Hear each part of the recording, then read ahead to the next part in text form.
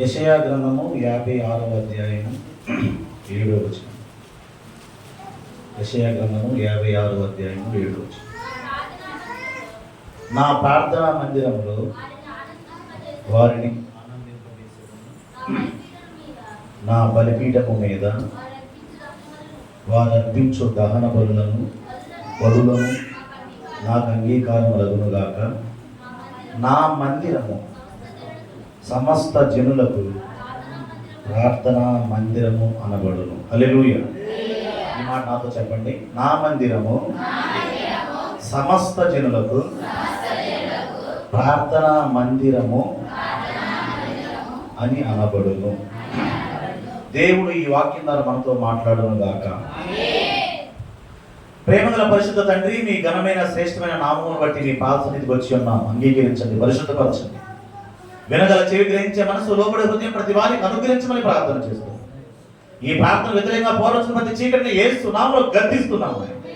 ప్రతి వారిని పరిశుద్ధాత్మతో నింపమని ప్రార్థన చేస్తున్నాం. ఏ విత్తనం త్రోవపక్క పడొద్దని ప్రార్థన చేస్తున్నాం. ఏ విత్తనం రాత్రిలో పడొద్దని ప్రార్థన చేస్తున్నాను. ఏ విత్తనం ముళ్ళ పొదలో పడొద్దని ప్రార్థన చేస్తున్నాను. ప్రతి విత్తనం మంచి నిలబడి ఫలించును గాక. ఆత్మ చెప్పుచున్న మాటలో చెవి గలవాడు వినుగాక అని సెలవించినట్లు వాక్యం ద్వారా మాతో మాట్లాడి మహిమ తెచ్చుకోమని యేసు క్రీస్తు నామమున అడుగుచున్నాను తండ్రి. ఈరోజు ఆదివారం కాబట్టి ఇది నాకు 4వ ఉపదేశం. Praise the Lord. మీకు 1, 2 అయి ఉంటాయి కాబట్టి మనం 10 నిమిషాలను ముగించుకుందాం. సతీష్ గారు చెప్పారు, తక్కువగా చెప్పబడ్డవారు మరలా పిలవబడతారా. Praise the Lord. దొరికిందే సందని మైక్ పట్టును వదలకుండా చేసి రక్తమే చేయి. ఆ బ్యాచ్ అయితే కాదు మేము. కృప కలుగును గాక. యేసుక్రీస్తు వారు కూడా వచ్చిన వారికి వారు వినుటకు శక్తి కొరతకొని వారితో బోధించి ముగించారన్నమాట. అందుకని మీ సహకారంతో ఈ కూడికను ముగించుకుందాము గాక. మీకు అభ్యంతరం ఏమి లేదు. మీకు ఎప్పుడు స్తోత్రం చెప్పాలని చెప్పొచ్చు, ఎప్పుడు చప్పట్లు కొట్టాలని చప్పట్లు కొట్టచ్చు, ఎప్పుడు దేవుని మహిమకరంగా మీరు స్తుతించవచ్చు. మిమ్మల్ని ఎవరిని ఆటంకపరిచేవారు ఎవరు లేరు. హల్లెలూయా. ఇక్కడికి వచ్చింది మనం దేవుని సన్నిధికి వచ్చి ఉన్నాం. ఆయన స్వరం వినడానికి వచ్చి ఉన్నాం. మనందరి మనస్సుల్లో దేవుడి తన వాక్యాన్ని నాటును గాక. మొట్టమొదటిసారిగా అయ్యగారిని కలుసుకోండి. ఎప్పుడు చూడలేదు, మాట్లాడుకోలేదు. రైతులా పిలవబడిందేమో క్రాంతి మాస్టర్ ద్వారా. ఏదేమైనా దేవుని సంకల్పంలో ఇక్కడ చేరిన మనందరి ద్వారా దేవుడు తన రాజ్యాన్ని కట్టును గాక. చాలా మందిరాల్లో పురుషులు కనీసం ఒక 100 మంది స్త్రీలు ఉంటే 40 మంది అని పురుషులు ఉంటారు. రైతులా మనమే మొత్తం కమ్మేశాం. కృప కలుగును గాక. రాబోయే రోజుల్లో ఈ సంఖ్య కూడా పెరుగును గాక. ఓకేనా? అందరూ సమానంగా పరలోకంలో కనపడాలి. మన ఇంట్లో 4 ఉంటే 4 పరలోకంలో కనపడాలి. మన ఇంట్లో 10 మంది ఉంటే 10 మంది పరలోకంలో కనపడాలి. మా ఇంట్లో 104 మంది ఉన్నారు. Praise the lord.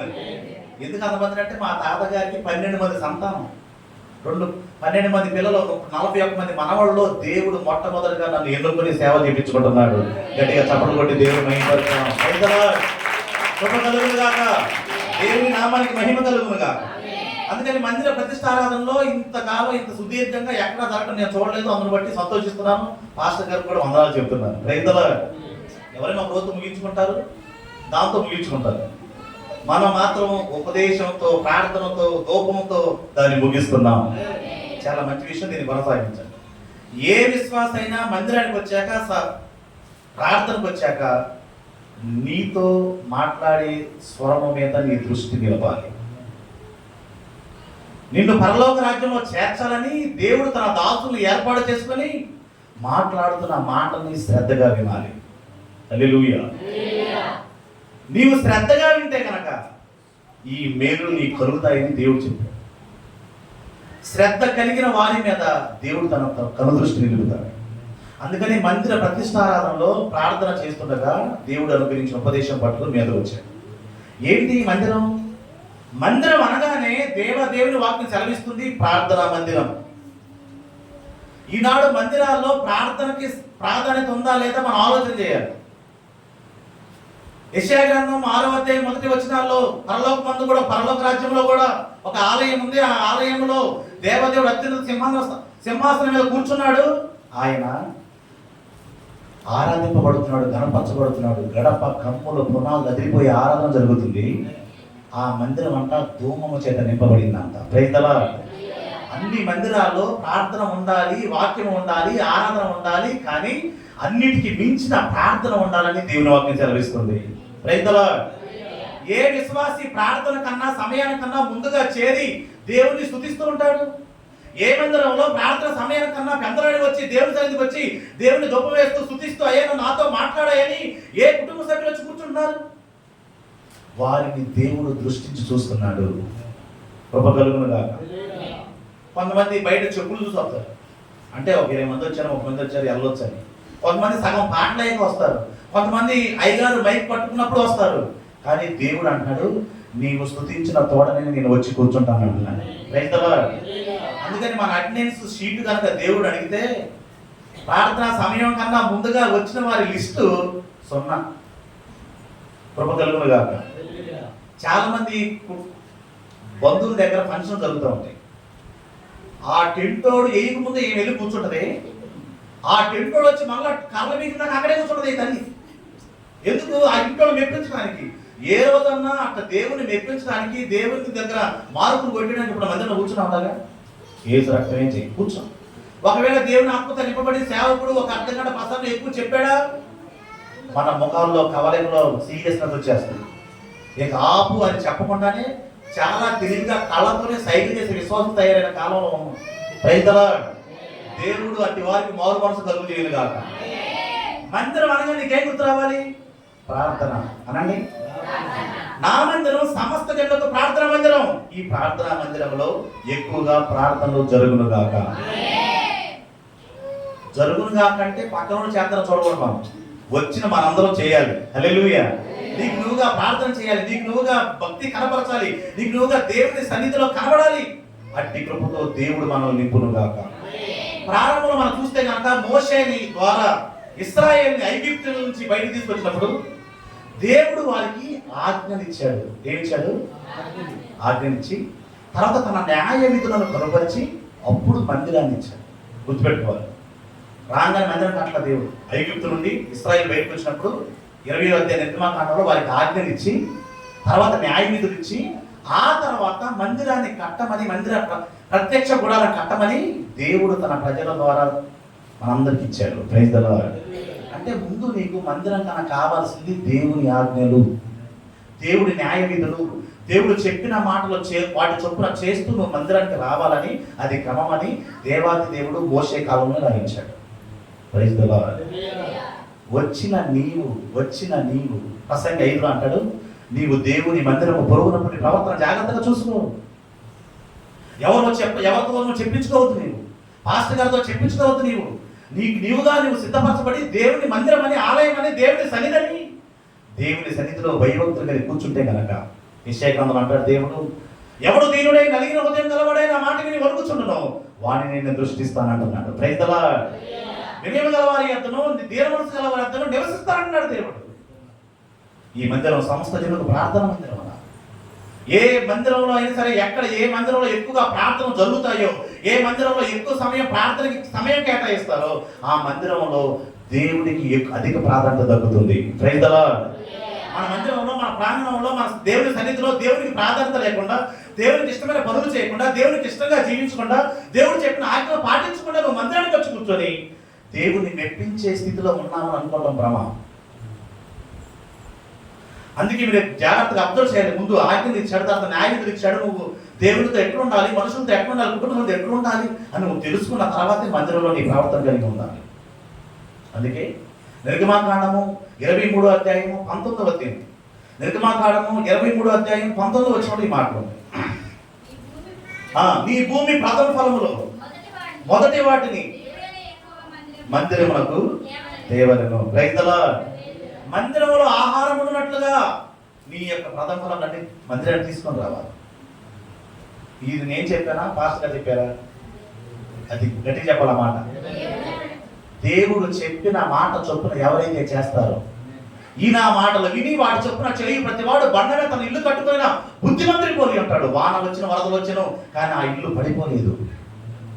ఈయన మాటలు విని వాటి చొప్పున చేయని ప్రతివాడు ఇసుక మీద ఇల్లు కట్టున్నట్టు ఉన్నాడు.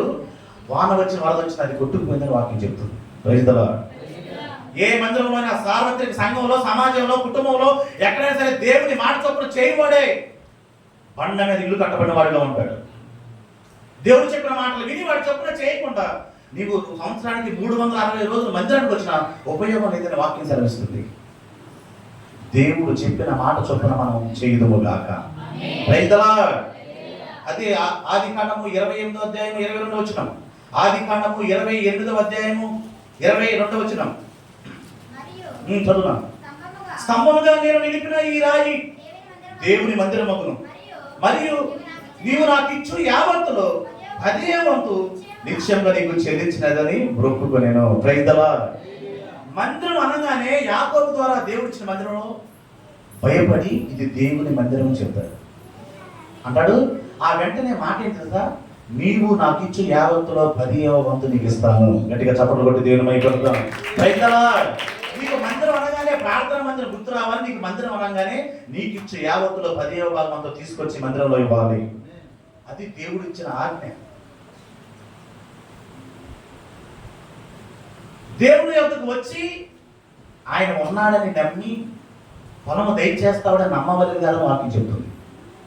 ఈరోజు వాక్యం వింటున్న ప్రతి కుమారుడు కుమార్తె ఎవరైనా సరే నీవు దేవుని మందిరానికి వచ్చినప్పుడు బహు జాగ్రత్త కలిగి నీ ప్రవర్తన జాగ్రత్తగా చూసుకొని భయభక్తులు కలిగి కూర్చొని దేవుని మాట చొప్పున చేస్తే కనుక నీ మీదకి ఏ తుఫాను శోధన వచ్చినప్పుడు పడిపోకుండా నిలబడతావు. Praise the lord.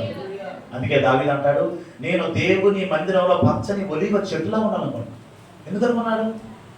నోహ దినంలో వచ్చిన జలప్రలయంలో భూమి మీద ఉన్న చెట్లన్నీ పోయి ఒక్క చెట్టు మిగిలింది, అది ఒలీవ చెట్టు. Praise the Lord. ఎవరు ఒలీవ చెట్టులాగా దేవుని మందిరంలో ఎదగాలనుకుంటారు? వద్దని కోరుకుంటారు. ఒక రాజుగారు దేవుని మందిరంలో నివాసం చేయాలని కోరుకుంటాడండి. ఒక చక్రవర్తి, గొప్ప రాజుగారు, దేవుని ఆరాధించే వ్యక్తి నేను దేవుని మందిరంలో నివాసం చేయాలని కోరుకున్నప్పుడు సామాన్యమైన మనం ఎక్కువ సమయం దేవునితో గడపాలని, దేవుని మందిరంలో కనపడాలని ఎవరు అనుకుంటారు? ఎప్పుడు ఆరాధన జరిగినా, ఏ క్రమం జరిగినా మందిరానికి వచ్చి ప్రార్థన చేసే వారి పక్షాన దేవుడు నిలబడి వ్యాజ్యం ఆడుతున్న సంగతి నీకు తెలియదా? దేవుని సన్నిధికి వచ్చిన మనమందరం ఆయన మాట చొప్పున చేయుదుము గాక. Praise the Lord. కృప కలుగును గాక. నిర్గమాకాండము 34వ అధ్యాయం 26వ వచనం. నిర్గమాకాండము 34వ అధ్యాయము 26వ వచనం. ప్రథమ ఫలములలో మొదటివి నీ దేవుడైన యెహోవా మందిరంలోనికి తేవెలను. Praise the Lord. నీవు దేవుని మందిరానికి వచ్చినప్పుడు నీ ప్రవర్తన జాగ్రత్తగా చూసుకోమని చెప్పిన వాక్యమే నీ దేవుని మందిరానికి వచ్చినప్పుడు నువ్వు తీసుకురావాల్సిన తేవాలని వాక్యం చెబుతుంది. ఏ విశ్వాసకైనా ఇష్టమైన 2 పదాలు, సార్వత్రిక సంఘంలో ఇష్టమైన 2 పదాలు చెప్పనా? దీవించయ్యా, ఆశీర్వదించయ్యా. ఈ 2 పదాలు చెప్తే విశ్వాసకి ఎక్కలేని ఉద్యమం అవుతుంది. అదే కాక అమ్మ ఆజ్ఞలు పాటించాలి, కట్టడలు పాటించాలి, న్యాయములు పాటించాలి, దేవుని శాసనాలు ఉన్నాయి, కట్టడలు ఉన్నాయి అంటే ఎవరికి ఇష్టం ఉండదు? దావీదు అంటాడు, నీ ఆజ్ఞలను నేను ప్రేమిస్తున్నాను. ఎవరైనా ఆజ్ఞను ప్రేమిస్తారా? ఇష్టం ఉంది కదా. ఆజ్ఞలు ఏదైనా కఠినంగా ఉంటాయి కదా, కష్టంగా ఉంటాయి కదా, వాటిని ఎవరు ఇష్టపడతారు? ఆ ఇష్టపడ్డ అతను దేవుని మందిరం కోసం ఎంతో చేశాడు. Praise the Lord. కృప కలుగును గాక. మొదటి దినవృత్తాంతాల గ్రంథము 29వ అధ్యాయము 3వ వచనం. మొదటి దినవృత్తాంతాల గ్రంథము 29వ అధ్యాయము 3వ వచనము. చదువున్నాను. నా దేవుని మందిరం మీద నాకు కలిగి ఉన్న మక్కువ చేత నేను ఆ ప్రతిష్టమైన మందిరము నిమిత్తము సంపాదించిన వస్తువులు కాక, పెద్ద చదువమ్మ, నా సొంతమైన బంగారము వెండిని నేను ఇచ్చేదను. Praise the Lord. మీకు ఎవరిని ప్రశ్న ఏంటలేదు కానీ జీవితంలో ఎప్పుడైనా దేవుని మందిరానికి నా సొంత బంగారం ఇవ్వాలనుకునే విశ్వాసం ఎవడు లేడు. Praise the Lord. అయ్యగారు దశభాగం ఇవ్వండి ఇస్తాం, ఇంకా ఎక్స్ట్రా ఇవ్వండి ఇస్తాం, బంగారం మాత్రం అడగద్దు. ఎందుకు? పరలోకంలో బంగారం బీదులు ఉన్నాయి అంట. ఇప్పుడు మనం నడుస్తున్న సిమెంట్ రోడ్డు ఉందా, అంత మందంలో బంగారం పోసి ఉంటుంది. ఒక విశ్వాసగారు తన శరీరం మీద ఉన్నటువంటి బంగారం మొత్తం కూడా తీసి దేవునికి సమర్పించిందండి. కరోనాలో దేవుడు బతికించినందుకు. గట్టిగా చప్పట్లు కొట్టి దేవుని ఈ మాట మనం చెప్పాము. మరి పిలవలేదు మనం. విశ్వాసం అయితే భార్య చెప్పాడు కానీ మళ్ళీ పిలవద్దయ్యా, లేనిపోను కూడా మా ఒంట్లో ఉన్న ఒక చెయ్యి ఒక బంగారం దాన్ని కూడా లాక్కునే బ్యాచ్ చేస్తున్నావు. రైతులా దావీదుని ఎవరు అడిగారు? ఎవరు అడగరా? దావీదుకి ఎవరు ప్రేరేపణ చేశారు? ఎవరు ప్రేరేపించాలా? తనకు తానుగా ప్రేరేపించాలి అంటాడు. మక్కువ అనండి, ఇష్టం అనండి, ఇష్టానికి మించిన మక్కువ. రైతులా నాకు నా దేవుని మందిరం మీద మక్కువ ఉంది కాబట్టి నేను ఇవ్వాలని ఇచ్చాను చెప్తున్నాడు. వాళ్ళు అంటాడు ఆ మాట అంటాడు చూడండి. అదే దినవృత్తాంతంలో 29వ అధ్యాయము 14 వచ్చిన ఈ ప్రకారము మనపూర్వకం వచ్చే సామర్థ్యం మాకు ఉంటకు నేను ఎంత మాత్రపు వాడను, నా జనులు ఎంత మాత్రపు వారు, సమస్తము నీ వల్లే కలిగిన కదా, నీ స్వసంపాద్యంలో కొంత మేము నీకు ఇచ్చి ఉన్నాము. రైతులా ఎవరైనా ఇల్లు ఎవరిదంటే నాది అంటారు, ఈ పెట్టిన ఎవరంటే నా వాళ్ళు అంటారు, కానీ ఇది దేవుడు ఇచ్చాడండి, ఈ పిల్లలు దేవుని పెట్టలండి అని ఎవరంటారు? దావీదు అంటాడు, నేను నీకు ఇచ్చింది నాది కాదు, నీవిచ్చిందే నీకు ఇస్తున్నా. రైతులా నీవు మందిరంకి వచ్చినప్పుడు దశభాగం ఇచ్చినా ఏమి ఇచ్చినా దేవుని అనాలి, అయ్యా ఇది నా సామర్థ్యం కాదు, నీవిచ్చిందే నీకు ఇస్తున్నా అని ఎవరు అంటారు? అంటే కనుక నీవు దావీదు లాంటి కృప పొందుకుంటా. రైతులా కృప కలుగును గాక. చూసారా, ఈ మాట చెబుతుంటే ఆటోమేటిక్ నీరసం చేస్తున్న విశ్వాసానికి ఉద్యోగం పోతుంది. దేవుడు మిమ్మల్ని దీవించును గాక. ఇప్పుడు వస్తుంది ఉద్యోగం. దేవుడు మిమ్మల్ని ఆశీర్వదించును గాక. మామూలు ఉద్యోగం రాదు. ప్రయత్నాలు అమ్మా ఎవరిని ప్రేరేపించడానికి రాలేదు, దేవుని ఆత్మచేత నడిపింపబడ్డావు అంతే. ప్రయత్నాలు వాక్య విని నువ్వు నిర్ణయించుకోవాలి. సరే ఒక సంఘటన చెప్తాను, గుర్తుపెట్టు. ఒక ముగ్గురు యవన బిడ్డలకి దేవుడు నాకు వచ్చే ముందు అవకాశం ఇచ్చాడు. దేవుడు పరలోక రాజ్యంలో చేరుద్దామని వీళ్ళు కొద్దిగా అటు తేడా ఉన్నాను ఇచ్చాడు. వాళ్ళ ముగ్గురు ఎవరు? బంగారం మీద ఆశ చచ్చిపోయినాడు. ఎవరాడు? ఇక మేము 5 మేము అందరూ గుండెలకు వెళ్ళిపోతున్నాం. ఎక్కడ ఏ వీధులు అయ్యి అది సిమెంట్ రోడ్ అంత బంగారం ఉంది, నడుపుని వెళ్ళిపోతున్నాయి. ఆ ముగ్గురు ఎవరో తాగిపోయారు. ఏంటన్నా రండి అంటే అయ్యారు బంగారం. ఏమన్నారు వాళ్ళు? తొక్కలేకేమా ఎందుకు? ఆ ఉన్నప్పుడు ఆ చిన్న సెయిన్ తీసుకొని ఇంతలా ఉంది అసలు బంగారం, ఓ సన్న కూడా దాన్ని పట్టుకుని ఏలాడి దొంగడుతున్న భయం వేసి దాన్ని వాళ్ళు తాళలేసి కుక్కల మొదలు దొయ్యమని లేచి ఇంత తిప్పల పడి దాన్ని దాచుకునే బదులు ఏసు రక్తం ఏం చేయండి. ఇంతలా బంగారం రోడ్డు అంత బంగారం తొక్కడానికి ఇది ముగ్గురు మనసురాల కూర్చొని అయ్యారు తొక్కలేం అయ్యారు మేము తొక్కలేకపోతాం అన్నారు. ఎవరికి బంగారం మీద దాడి చక్కగా నడిచేస్తాడు ఏసు రక్తం ఏం చేయండి. రైతులు అట్లా తొక్కలేక అక్కడ ఆగిపోయారు. సరేనమ్మా మీరు ఎక్కడంటే ఎక్కడ అయ్యారు అన్నారు. సరే అక్కడ తిరగమన్నాడు. పక్కనే సైతం కూడా ఉన్నాడు, ముగ్గురు ఎత్తుకుపోయాడు. రైతుల సరే నీవు భూమి మీద కూడా మా మనసు చచ్చిపోకండి బంగారం మీద, పరలోకం కూడా బంగారం మనసు రావద్దు దయచేసి. అక్కడ నువ్వు తొక్క పెడతానికి ఇష్టపడితేనే రావాలి నువ్వు అక్కడ. రైతుల మనం అంటున్నాం ఇక అనావసరం అనట్లేదు. అమ్మా పరలోకం బంగారం మీద లేవా? తొక్కవా? కాళ్ళు పైకి లేపి చేతులు మీద నడుతావా? ఏసు రక్తం ఏం చేయి. రైతుల దావీదు లాంటి మనసు దేవుడు మనకిచ్చును గాక. నిర్గమాకాండము 40వ అధ్యాయము 34-35 వచనాలు. నిర్గమాకాండము 40వ అధ్యాయము 34-35 వచనాలు. మేఘము ప్రత్యక్షము గుడారమును కమ్మగా యెహోవా తేజస్సు మందిరమును నింపెను.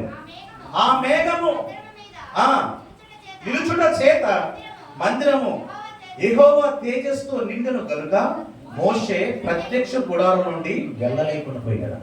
అమ్మ జ్ఞాపకం చేసుకోండి, 40 దినాలు దేవుని పాద సన్నిధిలో ఉన్న మోషే, 40 డేస్ దేవునితో గడిపిన మోషే ప్రత్యక్షపు గుడారంలో మందిరం కట్టబడ్డాక దేవుని తేజస్సు వస్తే నిలబడలేకపోయాడంట.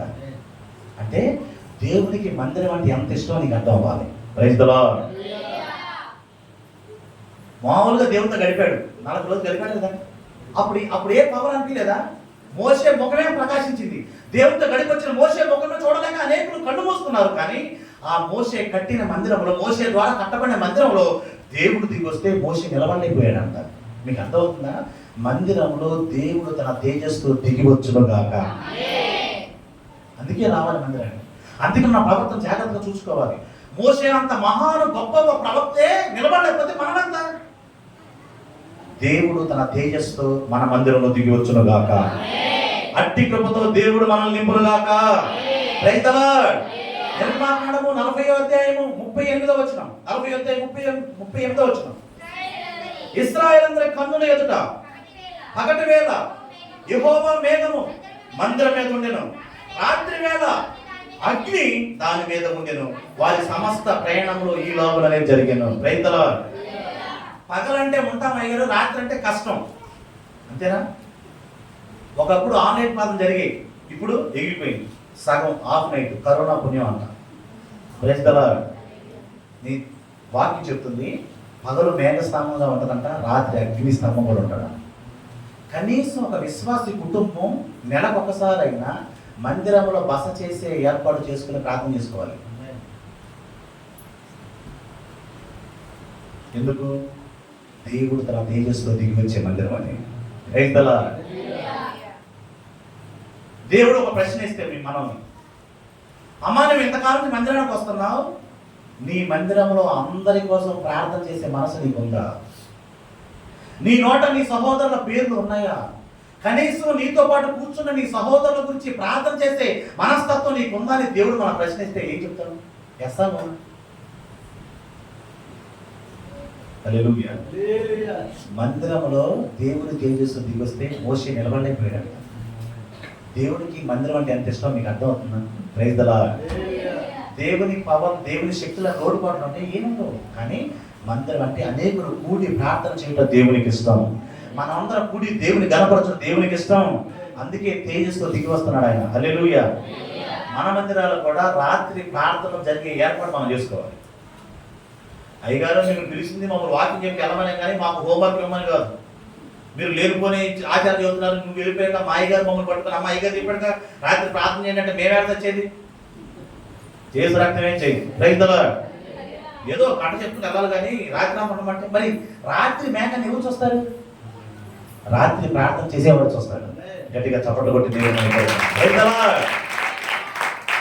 చాలా మందికి పగల మేమే కనపడుతుంది, రాత్రి మేమే కనపడలా. ఎందుకు? రాత్రిలో ఉండదు మన మందిరంలో.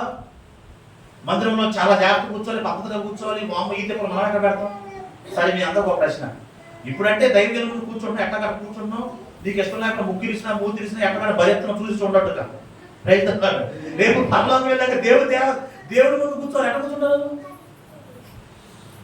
ఏ సాధ్యమే చేయి. సాటికి వెళ్తావా? దేవతో సాటికి వెళ్తావా? కుదరదు కదా. అందరికి దేవుడు బయట కనపడుతూ ఉంటారు కదా.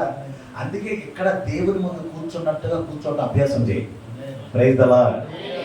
మీకు ఒక మంచి మాట, నేను పరిచయం చేసిన దైవజనులు సేవకుల దగ్గర నాకు దేవుడు ఒక ప్రేరేపణ కలుగజేశాడు.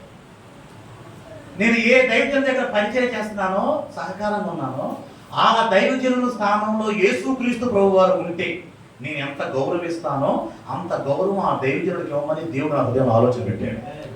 Praise the Lord. సంతోషం పట్ల చదువుకోకుండా దేవుడికి మహిమ కలుగును గాక. మన దైవజనుడిని నువ్వు ఎంత గౌరవిస్తావో అందుకు తగిన ప్రతిఫలం దేవుడికి ఇస్తాడు. చెప్పండి, నీళ్లు మంచి నీళ్ళు ఇస్తేనే ప్రతిఫలం పోగొట్టుకున్నాను.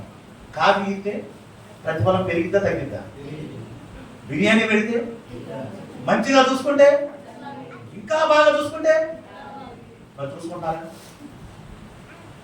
పెరిగింది కాదు, పెరగాలి. రైతుల కృప కలుగును గాక. ఆన్లైన్ పాత్ర జరుగుతున్నాయి మన మందిరాల్లో. ఏసు రక్తమే చేయాలి. రాత్రి టైం మీకు వద్దా? ఇక రాత్రి ఏ దెయ్యం కనపడితే అప్పుడు గుర్తొద్దాడు అయ్యాడు. పొలం మరి ఏసు రక్తం చేయాలి. ఒక తల్లి గారికి ఒక సిస్టర్ గారికి 3 గంటలకి దెయ్యం కనబడింది అంట. ఆయన పిలిచింది, ఆయన పొలంలోకి ఎట్టగట్ట వచ్చాడు. ఆ తిప్పలకు ఎందుకు? నెలకోసారి మందిరంలో అందరూ కలిసి ప్రార్థన చేసుకుంటే ఎంత ధన్యత. దేవుడు అగ్ని మేఘాన్ని నీతో ఉంచుతాడు, నీ కుటుంబంతో ఉంచుతాడు. మన దేవుడు నువ్వు పిలవకముందే పలికే దేవుడు, తలుచుకునే దేవుడు. Praise the Lord. అట్టి గొప్ప దేవుని మందిరంలో మనం అందరం నిలిచి ఉందుముగాక. కృపతో నింపబడుదుముగాక. కృపతో నింపబడుదుముగాక. లేవియా కాండము 26వ అధ్యాయం 11వ వచనం. లేవియా కాండము 26వ అధ్యాయం 11వ వచనం. లేవియా కాండం 26:11.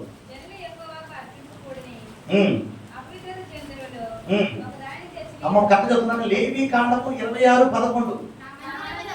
నా మందిరమును మీ మధ్య ఉంచెదను, మీ యందు నా మనసు అసహ్యపడదు. Praise the Lord. కృప కలుగును గాక. ఎందుకు మందిరానికి రావాలి అంటే, ఒకవేళ నీలో ఏదైనా లోపము కానీ దోషము కానీ శాపము కానీ ఉన్నాయనగా దేవాది దేవుడు దైవజనుని ప్రార్థన ఆలకించి నీ మీదకి వచ్చే శాపాన్ని కొట్టివేయడానికి దేవుడు మందిరాన్ని మన మధ్య ఉంచాడు. Praise the Lord. ఆ కాలంలో ఏంటి?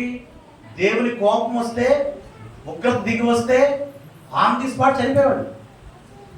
మొట్టమొదటి సేవకుడైన అహరోను పెద్ద కుమారు ఇద్దరు బిడ్డలు అన్యాయని తెచ్చి మందిరంలో చనిపోయారు. గుర్తుందా మీకు?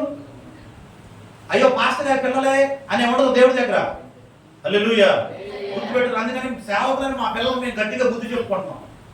మీరు దేవుడి మీద భయభక్తి కలిగి ఉండాలి, విశ్వాసం కన్నా మీరు ఎక్కువ భయం కలిగి ఉండాలని మా బిడ్డలు మేము బోధించుకుంటున్నాం. రైతులా ఎందుకు డాడీ అన్నాడు ఆ వాక్యం చూపెడుతున్నాం.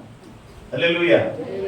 సైలెంట్గా వచ్చారంట. మా నాన్నగా మా తాతయ్యగా మా నాన్న మందిరగా మా తాత మందిరికి వస్తే అరే ఇక్కడ ఉంది యేసయ్య అగ్ని, అది ఎవరైనా దహించేస్తుంది. రైతులా మన దేవుని పేరేంటి తెలుసా? ఆయన దహించు అగ్ని అనండి.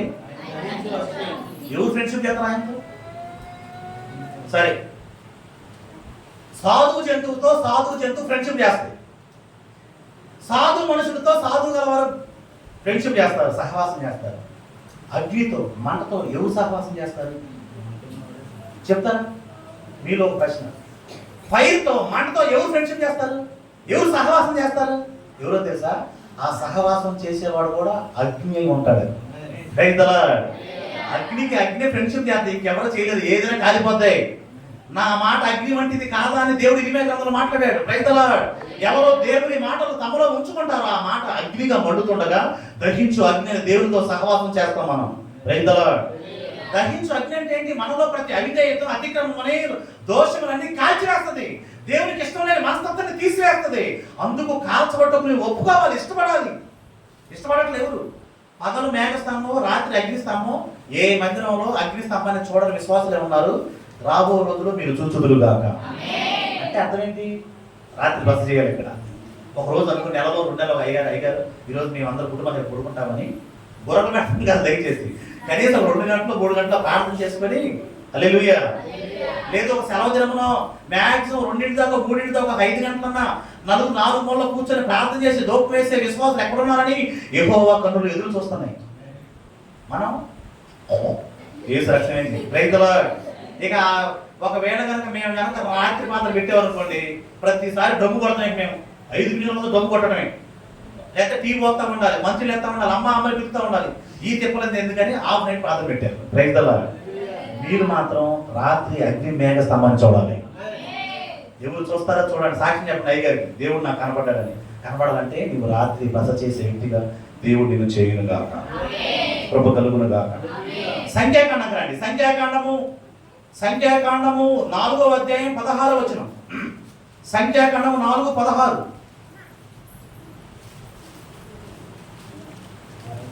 సంఖ్యాకాండం 4:16.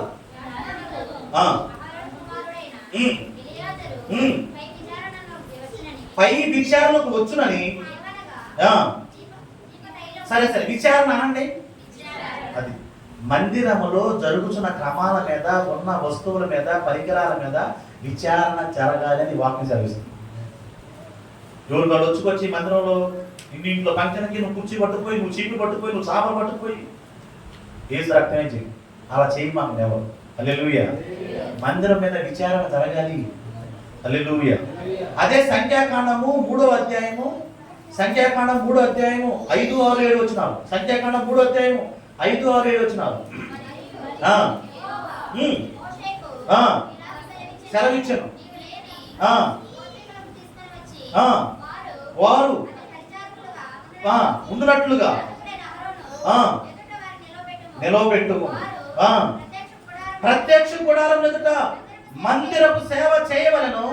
తాము కాపాడవలసిన దానిని, సర్వ సమాజము కాపాడవలసిన దానిని వారు కాపాడవలెను. రైతులా మందిరంలో కాపాడవలసిన వాటిని కాపాడాలి, విచారణ చేయవలసిన వాటిని విచారణ చేయాలి. కృప కలుగునుగా. ఉన్నాయి అసలుకి. వాక్యం సెలవిస్తుంది, యెహోవా ఎన్నటెన్నటికి పరిశుద్ధతయే నీ మందిరానికి అనుకూలము. Praise the Lord. కీర్తనలు 93:5. కీర్తనలు 93:5. తప్పిపోవు. యెహోవా ఎన్నటెన్నటికి పరిశుద్ధతయే నీ మందిరానికి అనుకూలము. Praise the Lord. ఏది విచారణకు రావాలి, ఏది కాపాడాలి? పరిశుద్ధత కలిగి మందిరంలో ఉండే విచారణ జరుగునుగాక. మందిరానికి ఏమనుకూలం?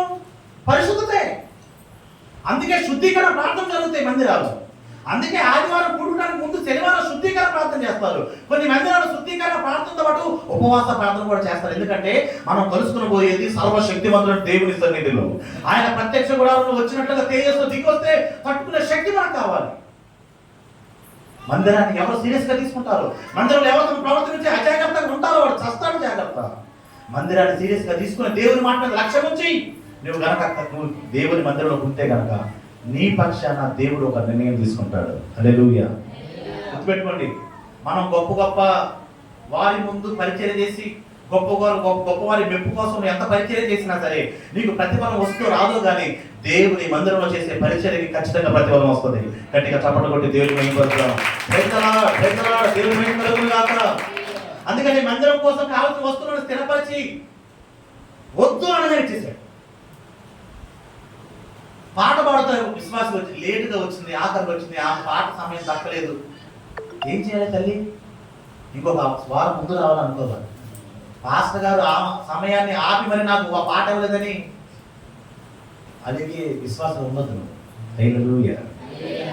అమ్మా నువ్వు కూర్చో అనగా సంతోషంగా కూర్చోవాలి. అమ్మ కొద్ది పక్క జరుగు కూర్చో అని అన్న వాళ్ళ ముందు నా అవరపరచడం మనస్తత్వం ఉండకూడదు. హల్లెలూయా. ఎవరి దృష్టి దేవుని మీద ఉండదో వారు ఈ పనులను చేస్తారు. మందిరానికి వచ్చింది ఎవరికి చూడటానికి? ఎవరు నీ పాటను ఎవరు మెచ్చుకోవాలండి? నీ ఉపదేశాన్ని ఎవరు మెచ్చుకోవాలి? ఆ స్థాయిలో ఉన్నా మనం. అందుకే దేవుడు నాకు ఒక ఆలోచించి మీకు చెప్తున్నానండి, నీవు ఆదివారం పాడవలసిన పాటని ఎప్పుడు సెలెక్ట్ చేసుకోవాలి? కాదు, సోమవారం సెలెక్ట్ చేసుకోవాలి. సోమవారం నుండి శనివారం వరకు ఆ పాట మీద చేయి పెట్టి, ప్రభువా ఈ పాట ద్వారా నీకు మహిమ రావాలి, కొద్ది మందికి విడుదల రావాలి, విన్న వాళ్ళకి రక్షణ కలగాలని వారమంతా నువ్వు ప్రార్థన చేసి వచ్చి పాట పాడు. నీ పాట అనేకులను ప్రభావితం చేస్తుంది. గట్టిగా చప్పట్లు కొట్టి దేవుని మహిమపడదాం. సిద్ధపడలేదు అప్పుడప్పుడు అంటారు ఏసు రక్తం ఏంటి ఉండరండి ఏసు రక్తం.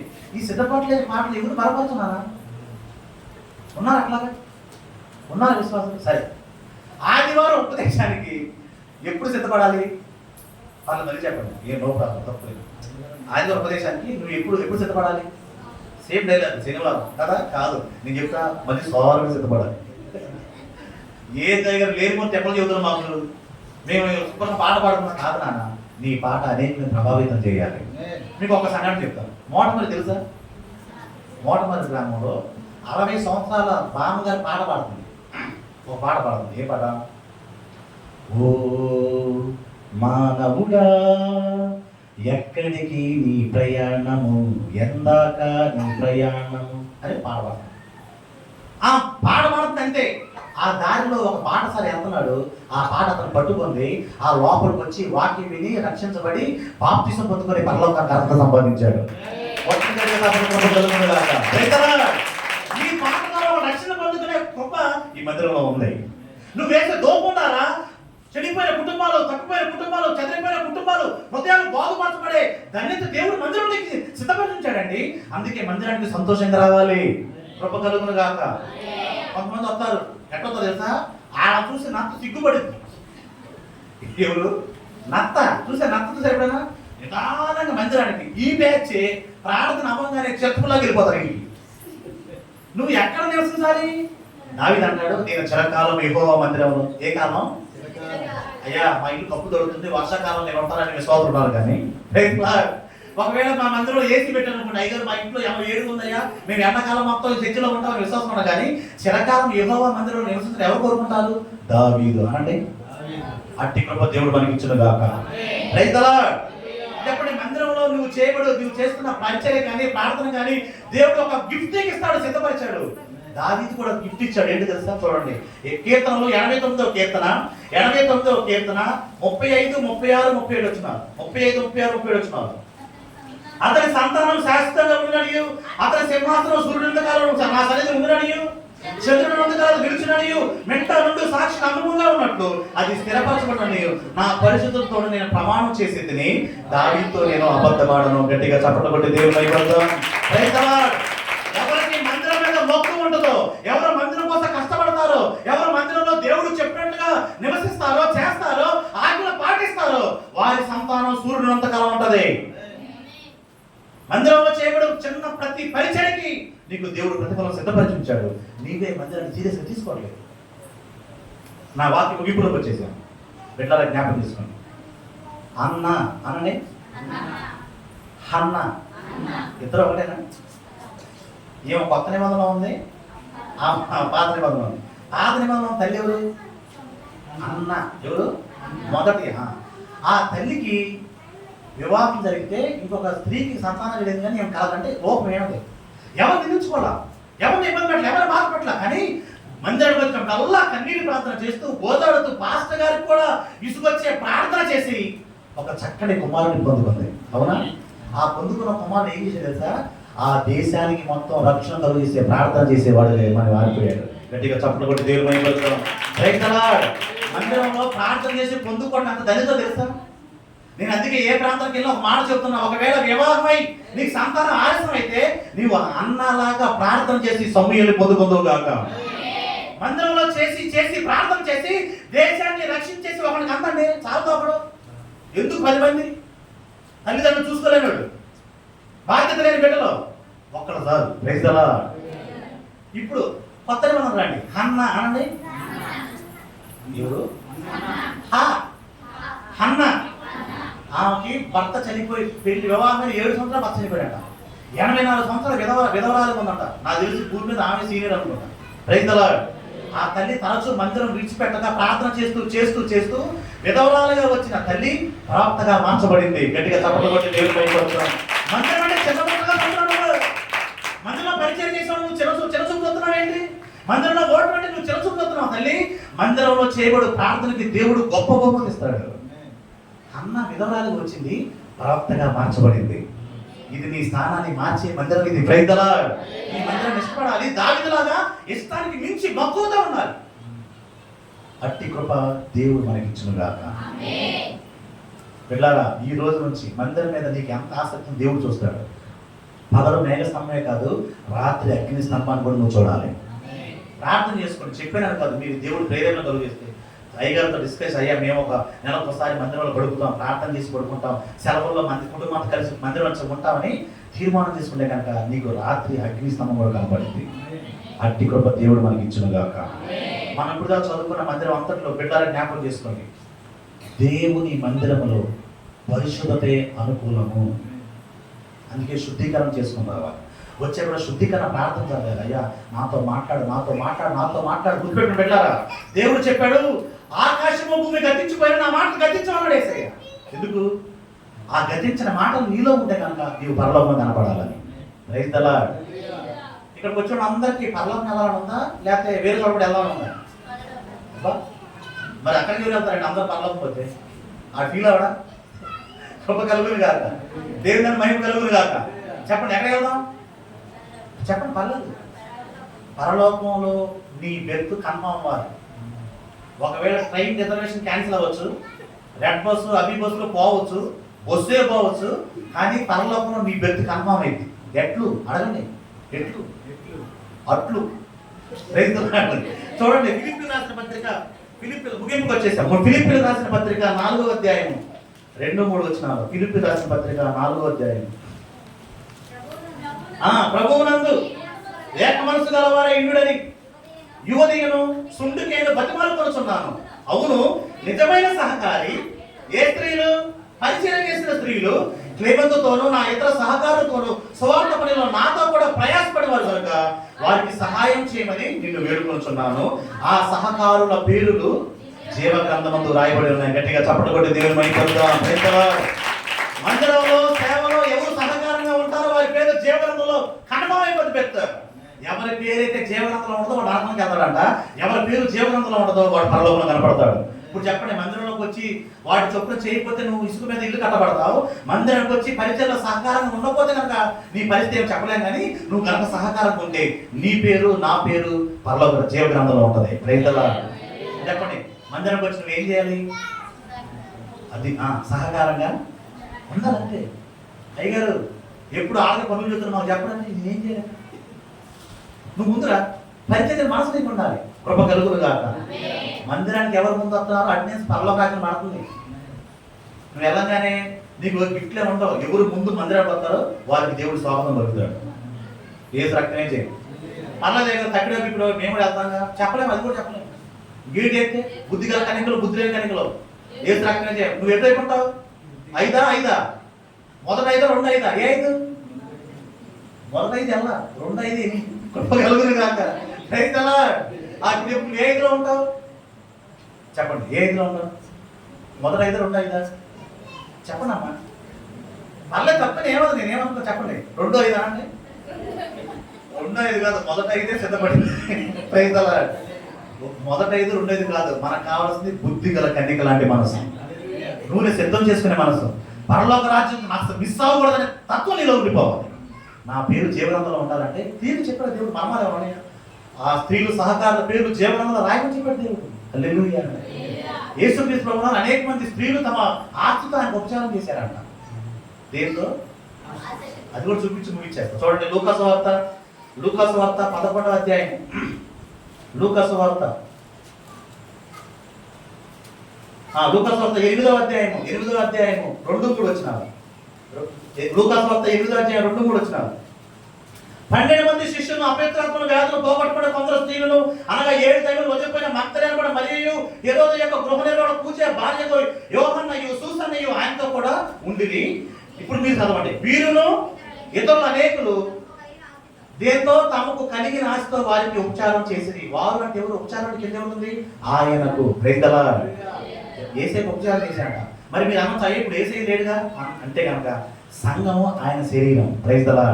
నువ్వు సంఘంలో చేసే పరిచర్య, సంఘానికి చేసే పరిచర్య, సంఘ బిడ్డలు చేసే పరిచర్య దేవునికి చేసినట్టే. మీరు గుర్తుపెట్టుకోండి, ఏ విశ్వాస అయినా, యేసు రక్తంలో కడగబడిన విశ్వాసనైనా నీవు యేసయ్య శరీరంగా చూస్తున్నావు లేదా?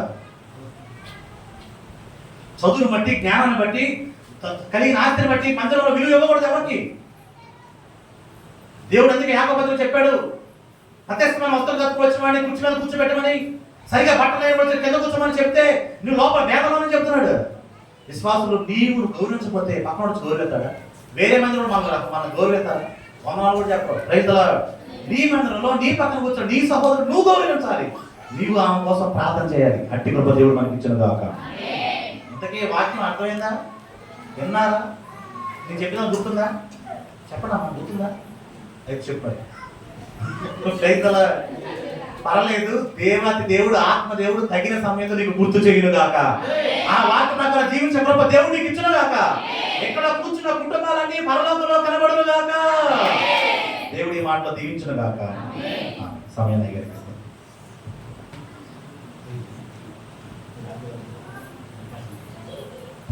ప్రార్థన చేసుకుంటారు. విన్న వాక్య నిమిత్తమై మన మధ్యలో కాంతి మాస్టర్ రెబ్బవరం నుంచి ప్రార్థన చేస్తారు.